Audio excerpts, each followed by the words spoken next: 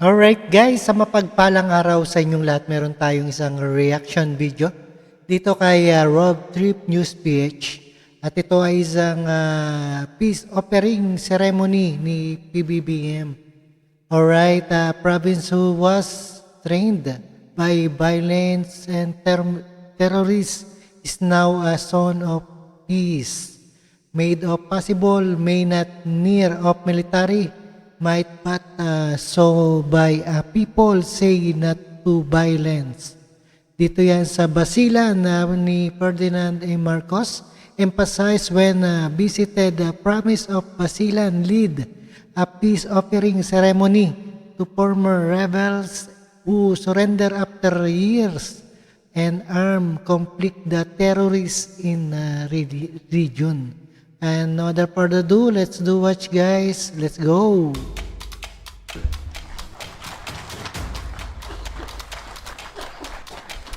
Thank you to the Special Assistant Secretary Anton Lagdameo. Please take your seats. The distinguished ambassadors and partners from the Diplomatic Corps and the other NGO agencies who have joined us here today in commemoration for all of the assistances that they have provided in making BARM a success and bringing peace to this area.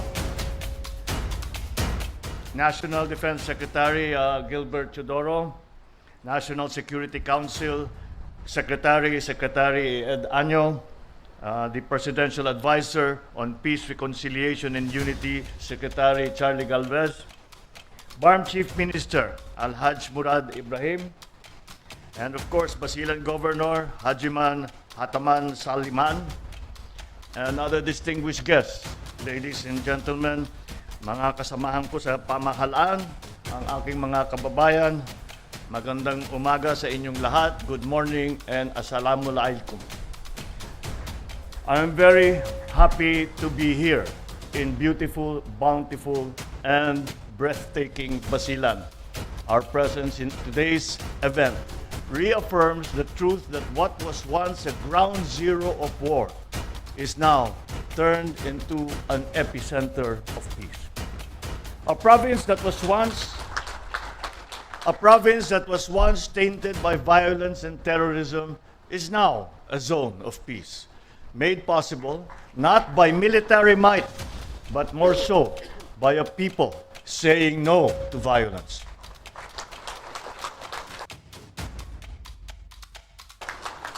Peace is more than just a cessation of hostilities. It is about the creation of a social order that values human dignity, improves lives, and promotes progress. Peace is totally achieved, not when the sound of gunfire has ended. It is when the clamor for better lives has been met. This is the kind of peace that we see the dawn of here in Basilan. This is the kind of peace where the depressing tally of the casualties of war has been replaced by the statistics of human development. The kind of peace that endures because it uproots the causes of people's discontent that purveyors of violence may want to exploit. This is the kind of peace that draws strength from the free will of the people instead of commanding their allegiance by force. Basilan has arrived at this junction of its proud history because it refused to continue to be a place of violence. Like its ancestors who fended off colonizers, the Yakans, the Tausug's, the Chabacanos, repudiated modern-day terrorism that was trying to enslave them by enchanting them with lies, attacked and threatened. The people of Basilan stood their ground again and again and again. They never ceded their communities, never surrendered the future to an ideology that clashes with the values that they hold dear.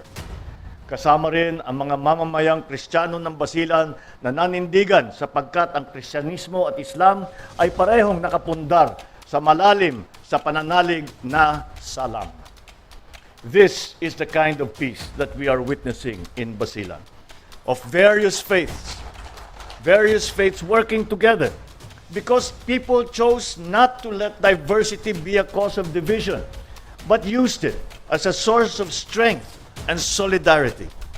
So amidst these triumphs, it is just fitting that a year ago, you unveiled the Kasanyangan Monument, not just a memorial of the hard road to peace or a manifesto of never going back to the path of violence, but a reminder of the long journey ahead that we have yet to undertake. But by your actions, you have honored the ideals that this monument stands for.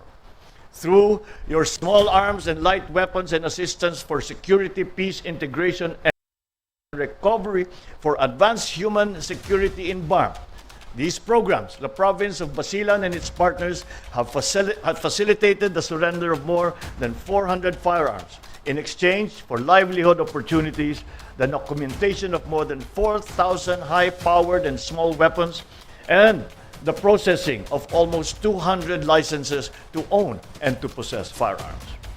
You have also facilitated the surrender of former ASG members. You have established greater control over the use and movement of weapons, fostering peace and order in the province. For that is how peace is strengthened, by disarmament, by decommissioning, by demobilization, in a society which has rejected arms as tools for political ends. I recognize our public servants in the provincial government of Basilan, the Office of the Presidential Advisor, Peace and Reconciliation and Unity, or THRU, the AFP, the PNP, and the community and religious leaders, including the volunteers for going above and beyond your call of duty.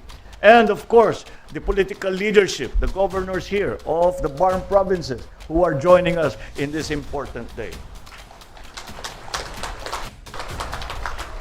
I also want to thank our international partners and our allies, particularly the UN, the EU, and the governments of Japan and Australia, for your unending support to our pursuit of a just and amicable peace. It must be woven now into the fabric of social life. In the case of Basilan, the harnessing of its potentials, a land blessed with resources and the people rich in talent, is the key to enduring peace, one that is based on common progress and shared prosperity. Basilan's new role is now the war against hunger. You have a land area twice the size of Singapore, blessed with a rich soil, above all, more or less typhoon-free, which makes you an ideal bulwark in our fight for food security. Ang kailangan lang ay tulungan ng Basilan para maging isang lubos na food and fisheries production center. Kasama ninyo, kasama ninyo ang pambansang pamahalaan sa bagong hamon na hinaharap ninyong ito. When these agri-fisheries potentials will be unlocked, the whole country, not only Basilan, not only BARM, but the whole country will benefit. This makes Basilan no longer an island far south, but a very, very strategic island in the front and center of our national goals and our transformation. Your future and fate are therefore intertwined with the nation's. Please be assured that we will play our role as the partner of Basilan's great leap forward. May the hope that we feel today sustain what we have already achieved in Basilan and power us towards a bagong Pilipinas. Maraming salamat sa inyong lahat. Mabuhay tayong lahat at magandang umaga po sa inyong lahat. Alright guys, napakinggan po natin ang ating President Bongbong Marcos dito sa peace offering ceremony. The President made these remarks after witnesses the destruction of 400 surrendered firearms and distribution of assistance to former members of terrorist groups. He underscored the Basilan can now be hailed as an epicenter of the peace of the rate of ground zero of war due to presence of the Bangsamoro Islamic Armed Forces and Moro Islamic Liberation Front. Ito ang BIF and MILF and Abu Sayyaf Group in the island. Maraming salamat sa panonood at pakikinig dito kay Rob Trip and see us again sa ating news update dito kay Rob Trip News PH. At maraming salamat sa patnubay na panonood at keep safe and healthy sa inyong lahat and peace out.